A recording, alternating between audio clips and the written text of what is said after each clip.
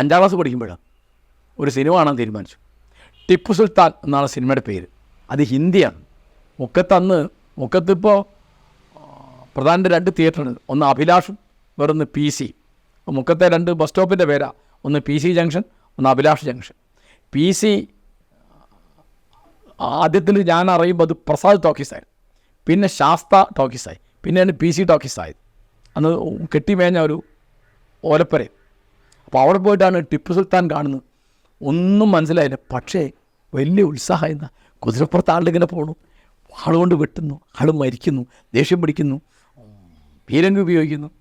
നമുക്കൊന്നും അറിഞ്ഞൂടാ. അപ്പം ഞാൻ വിചാരിച്ചത് ഈ ടിപ്പു സുൽത്താനെ പറ്റിയുള്ള സിനിമ കാണുന്നൊന്നും ഹറാം ഉണ്ടാവില്ല, കാരണം ഒരു മുസ്ലിം രാജാവല്ലേ, പ്രശ്നം ഉണ്ടാവില്ല. പക്ഷെ എന്നാലും ഉമ്മയോട് പറയാൻ ധൈര്യം വന്നില്ല. പിന്നെ 7ാം ക്ലാസ് പഠിക്കുമ്പോഴാണ് ചാലിയപ്പുറത്തുനിന്ന് ഞങ്ങളുടെ മൂത്തമ്മയുടെ മകൻ ബീച്ചിൽ ഞങ്ങൾ വിളിച്ചിരുന്ന മുഹമ്മദ് ഉണ്ട്, ഞങ്ങളുടെ കാക്ക മുത്തമ്മയുടെ മോന, മൂപ്പര് സിനിമ കാണും. ഞങ്ങളെ കൂട്ടി കൊണ്ടുപോയിട്ട് ഉണ്ണിയാർച്ച അത് കണ്ടോടുകൂടി ഞാൻ ഈ ബഷീറിൻ്റെ ഉണ്ടുപകൽ അതിനുണ്ടാവുന്ന വായിച്ചില്ല, അതേമാതിരി അത് കണ്ടപ്പോൾ എനിക്കുണ്ടായ ആനന്ദത്തിനും ഉദ്വേഗത്തിനൊന്നും ഒരു കണക്കില്ല. എന്തൊരു ഭംഗിയാണ് ഈ ആണുങ്ങൾക്ക് പെണ്ണുങ്ങൾക്ക്. പ്രേം നസീറാണ് അതിൽ നായകൻ, അതിൽ നായിക രാഗിണിയാണ്. എന്തൊരു ഭംഗിയാണ് അയമിക്ക്.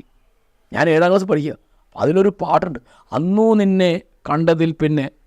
ആ ഭാസ്കര മാഷ എഴുതിയെന്നൊക്കെ ഞാൻ പിന്നെ മനസ്സിലാക്കുക. അനുരാഗം എന്തെന്ന് ഞാൻ അറിഞ്ഞു. അപ്പോൾ ആ പാട്ട് പാടുന്ന അന്നു നമ്മൾ കണ്ടതിൽ പിന്നെ ആത്മാവിൽ ആനന്ദം ഞാൻ അറിഞ്ഞു, അതിലുള്ള വേദന ഞാൻ അറിഞ്ഞു എന്നൊക്കെ ഈ ഉണ്ണിയാർച്ച പാടുമ്പോൾ എനിക്ക് ആ 7ാം ക്ലാസ് പഠി അവിടെ ഇരുന്നിട്ട് ആ ഒരു മിനിറ്റ് കൊണ്ട് ഞാൻ രാഗിണിയെ പ്രേമിച്ചു. അവിടെ നേരത്തെ ഒരു കാമുകയുണ്ട്, ആരാത്? കുഞ്ഞുവാത്തുമ്മ നമ്മളെ കയ്യിലുണ്ട്. പിന്നെ ഇതാണ് രാഗിണി. അപ്പോൾ കുഞ്ഞുവാത്തുമ്മ നമ്മൾ സങ്കല്പത്തിൽ ഇത് നേരിട്ട് കാണാമല്ലോ, മനോഹരമായ ശബ്ദം. ഇതൊന്നും ഇവർ പാടുകയല്ലെന്ന് എനിക്ക് അറിഞ്ഞൂടാ.